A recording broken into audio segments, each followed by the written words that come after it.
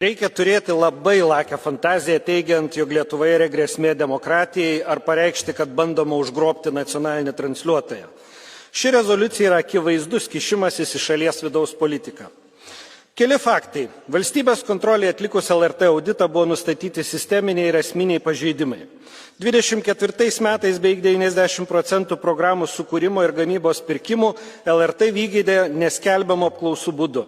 Tai reiškia, kad susitarta su vieninteliu tiekėju. Tokių pirkimų vertė siekia daugiau nei pusę viešų pirkimų sumos.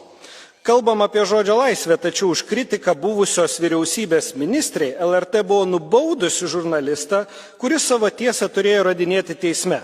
O prieš keletą dienų buvo viešai paskelbta, kad vienas iš valdančiųjų politikų nebus kviečiamas į tiesioginės laidas. Ir tik pasipriešinus žurnalistam toks vadovybės sprendimas buvo skubiai atšauktas.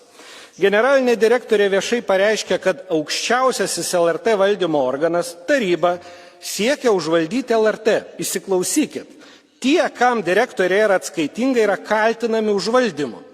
Rezoliucijų prirašę politikai selektyviai akcentuoja LRT finansavimo įšaldymą ir klaidina jūs, sakydami, kad jis mažinamas. Tačiau nutyli, kad internetinė žiniasklaidos asociacija laimėjo bylą prieš Europos komisiją dėl valstybės paramos taisyklių taikymo.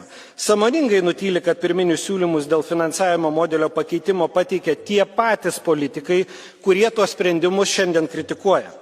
Šiuo metu Seimas svarsto galimybę grąžinti situaciją į 24 metus, grąžinti galimybę už vadovo skirimą bei atleidimą balsuoti slaptai, nustatyti aiškias atleidimo sąlygas ir nustatyti, kad tam reikia daugiau kaip pusės tarybos narių balsų. Ir ne vienas iš tų siūlymų neprieštarauja Europos medijų laisvės aktui.